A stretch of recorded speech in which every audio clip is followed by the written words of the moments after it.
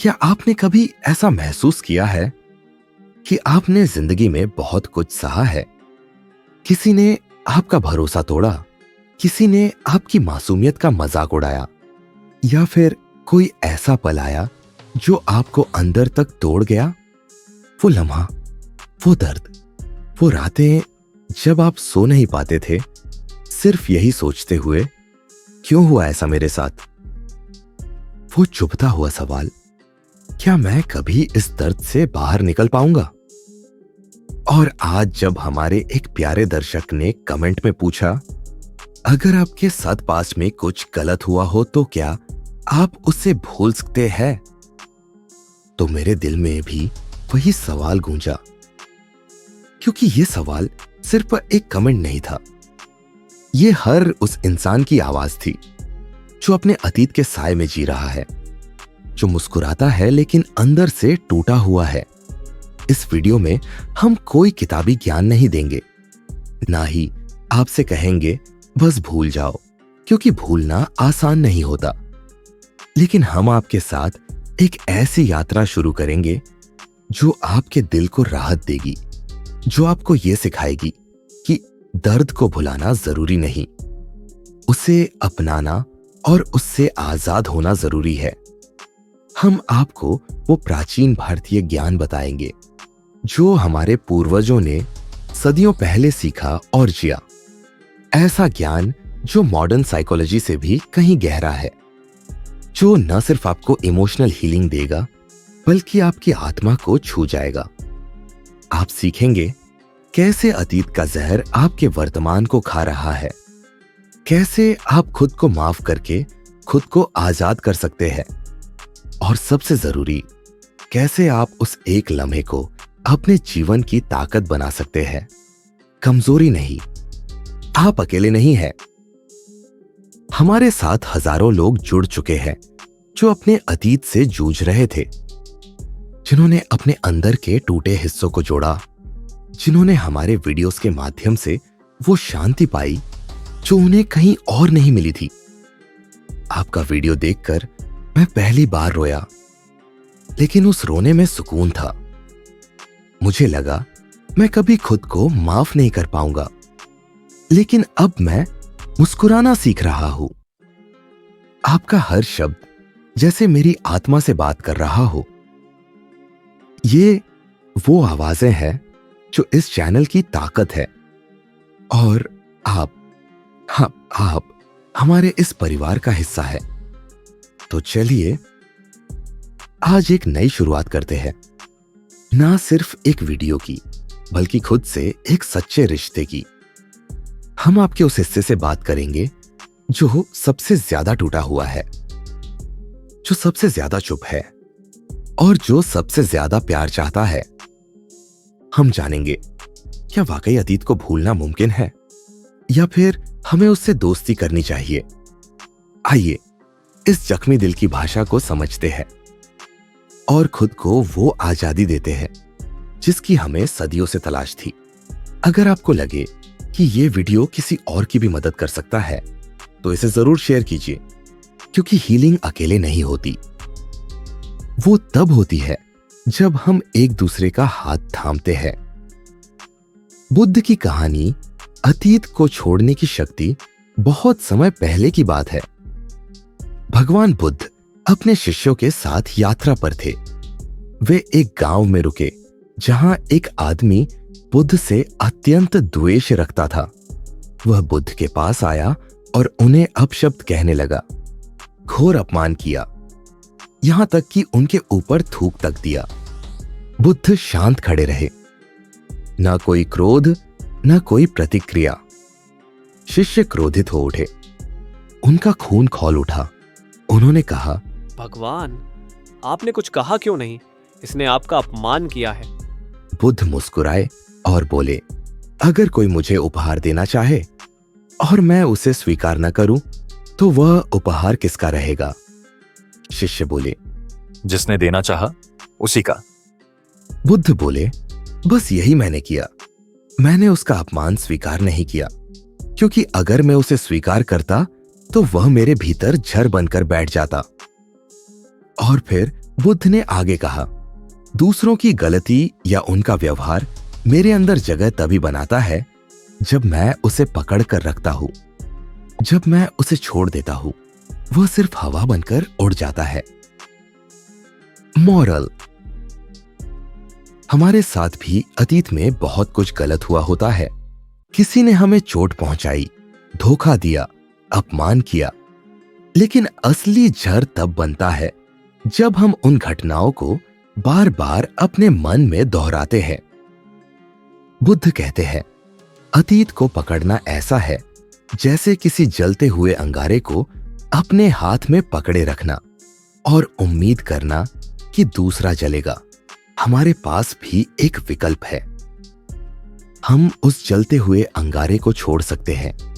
हम उस अपमान, उस दर्द को स्वीकार करना बंद कर सकते हैं। भूलना जरूरी नहीं, लेकिन पकड़ कर रखना सबसे बड़ा बोझ है। अगर आप अतीत में हुई घटनाओं से आज़ाद होना चाहते हैं, तो पहला कदम है स्वीकार करना कि अब वह अतीत है। दूसरा कदम है खुद को वर्तमान में वापस लाना। और तीसरा, हर उस भावना को समझकर धीरे धीरे छोड़ देना जो अब आपकी सेवा नहीं कर रही। आप अपने पास्ट के पेन को कैसे प्रैक्टिकल स्टेप्स से हील कर सकते हैं? कदम 1, दर्द को दबाइए मत, उसे महसूस करिए। Feel it to heal it.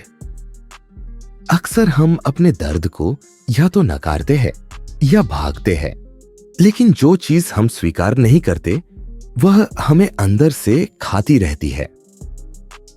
आंखें बंद कीजिए, उस घटना को याद कीजिए, उस दर्द को अपने दिल में उतरने दीजिए, बिना भागे, बिना झिझके। अपने आप से कहिए, हाँ, मेरे साथ यह हुआ था और यह सच है। बस यही स्वीकार करना हीलिंग की पहली सीढ़ी है।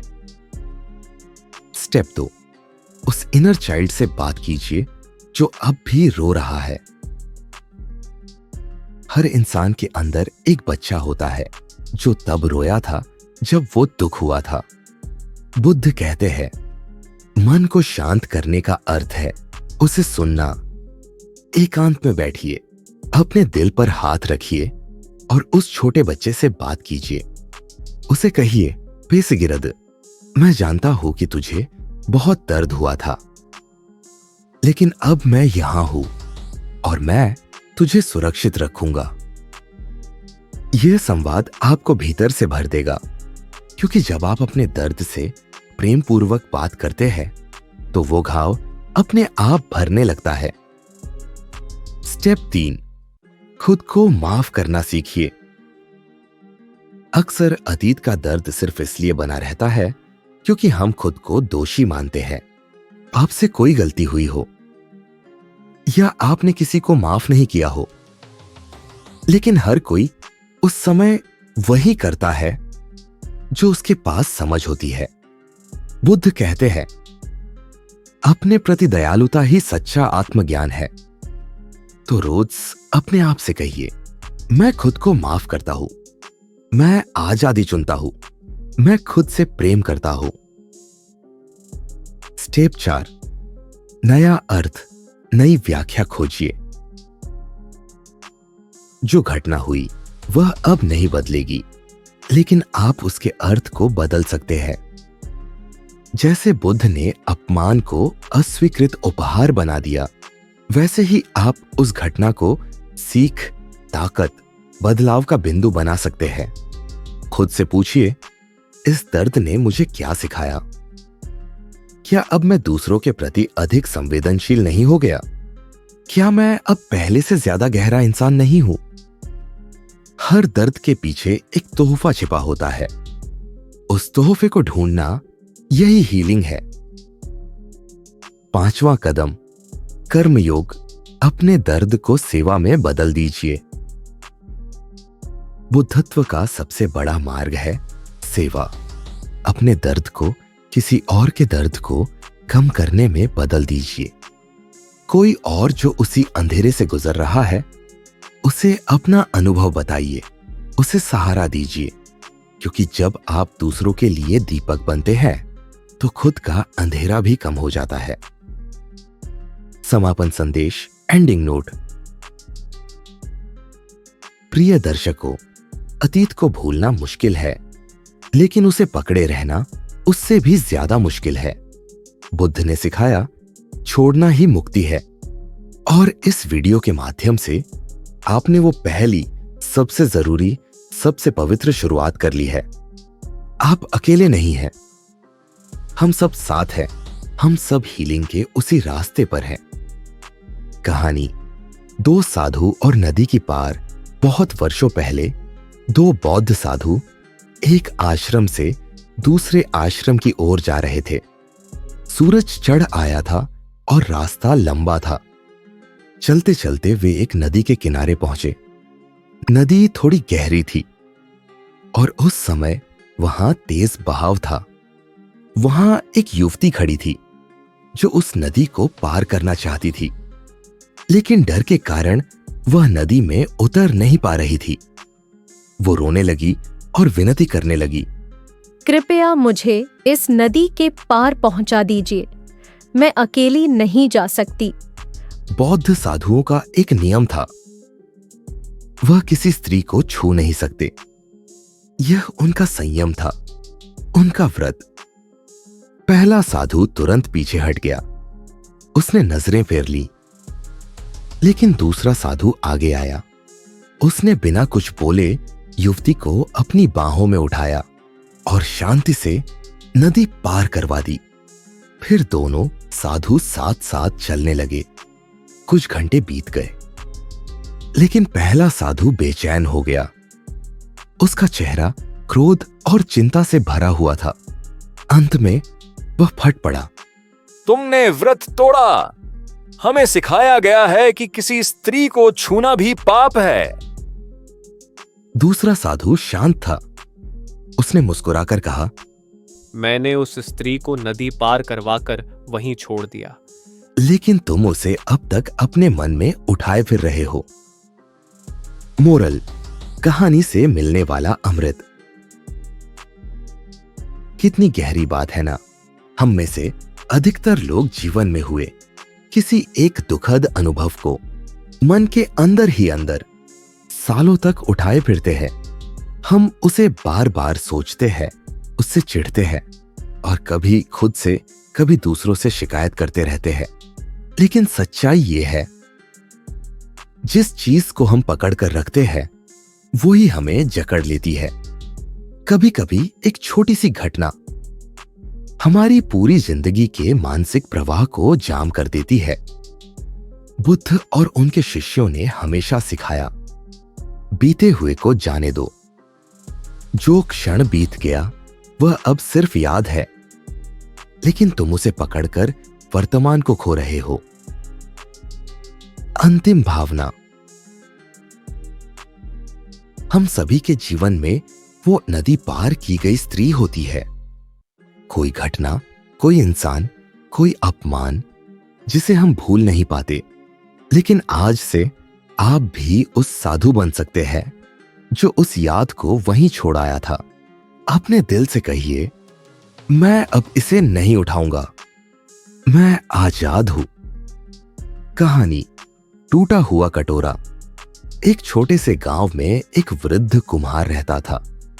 उसकी उम्र ढल चुकी थी, लेकिन उसके हाथ अब भी मिट्टी को जीवंत बना सकते थे।